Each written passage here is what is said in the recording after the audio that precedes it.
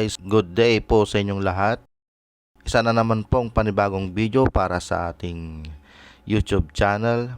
Ang video ito ay tungkol po sa pag-install ng roofing extension sa harap ng bahay ng aking auntie.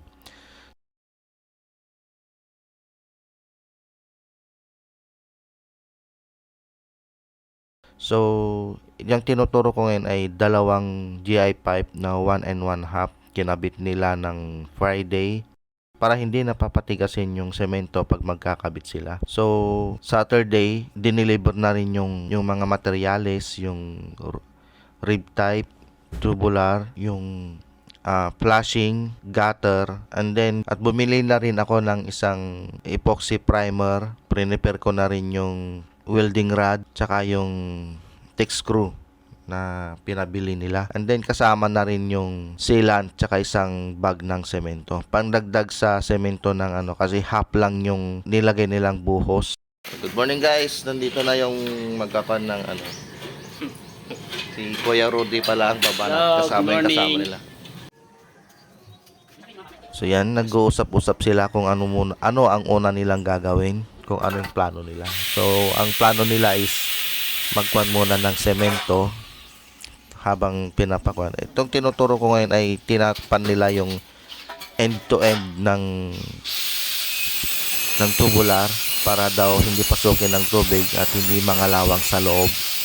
So yan, grinder nila para walang nakausli. So ito naman ngayon ng kasama nila yung edge ng gutter, yung pag-closean ng ng sa dulo. So ganyan pala yung ang pag-prepare niya. Itong gutter pala na pinabili ay kaparehas yung nakakabit na sa roofing ng bahay. Tinatawag nilang Banawe na gutter. Pati na rin yung flashing gutter niya is Banawe din para parehas sila.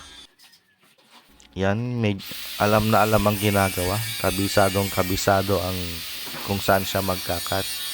So ito siguro kahit nakapikit siya, alam na alam ng ginagawa niya. Joke lang.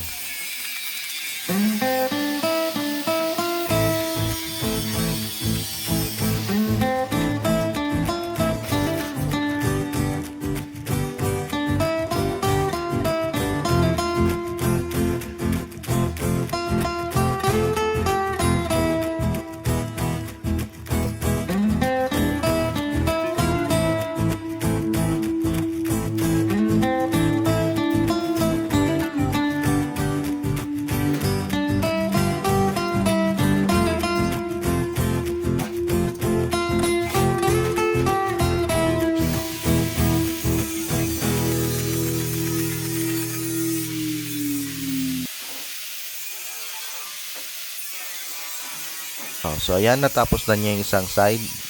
Bubutasan na lang niya mamaya at i-rebate. Ngayon kukunin niya yung isang gutter ulit para i-set up at guntingin na ganun din sa kabilang side. So ayan, preparing na for rebate dahil nabutasan na niya.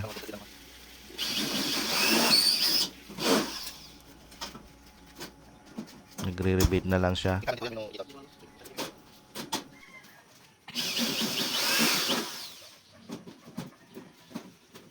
Ayan, yan po ang itsura niyan. Bali doble yung rebate na linagay niya. Para sure. After that, lalagyan niya ng sealant bago niya ikabit. So ayan, dahil sa okay na yung buhos, nilalagay na nila doon para may space sila sa bandang side na yan para makagalaw sila ng mabuti.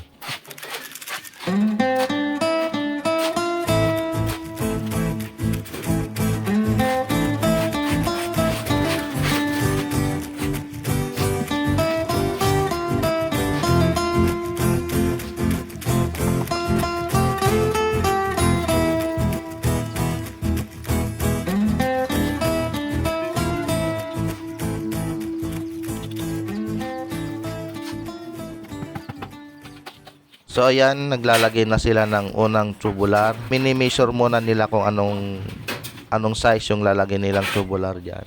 Kung saan sila magpuputol at paano yung slide ng tubig pagpatak niya sa bubong. Yan, kabilaan niya na min-measure nila. Yung dalawang GI5 po yan, tapos na po silang nag-measure kung paano, kung saan yung mas mataas tsaka saan yung mas mababa sa GI5.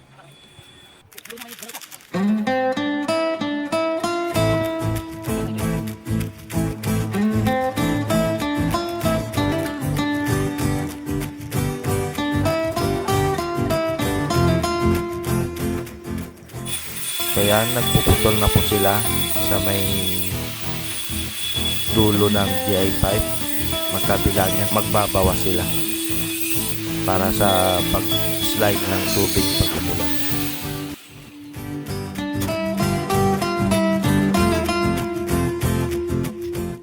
Itong isang kasama naman nila, pinini-prepare naman niya yung yung pagkabitan ng gutter sa may yero.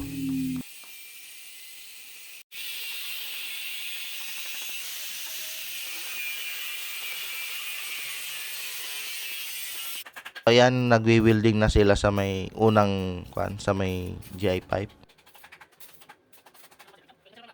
Pagdudugtungin na nila papunta doon sa bahay.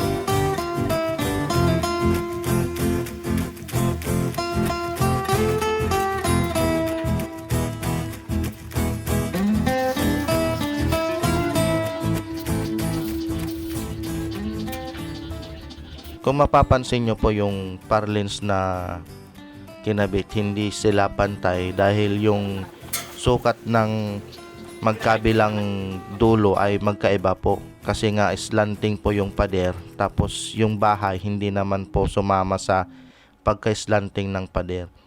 So yung sa bandang kanan, mas maluwag siya, sa bandang kaliwa naman mas maikli yung size, yung measurement. Kaya magkaiba. Kaya ang ginawa nila is nag-adjust na lang sila para sakto yung paglagay ng yero.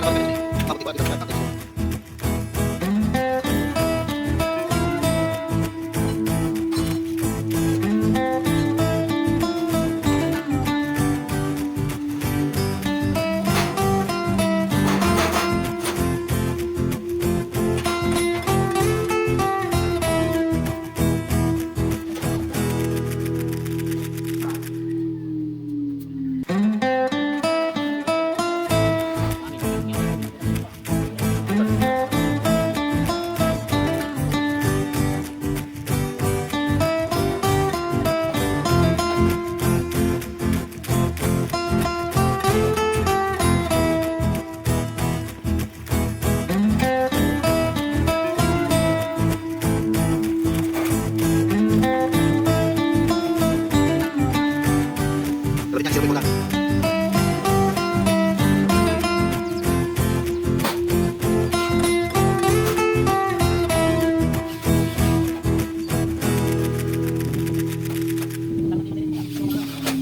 ko sinabing 6 hours lang yung paglagay nila dyan, kasi yung pag-install nila ng bubong, pag set up, dahil 8:30 silang nagsimula, natapos sila ng 2:30 PM.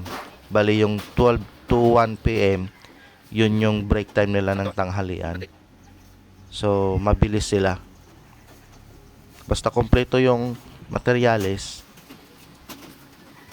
at mabilis silang gumawa.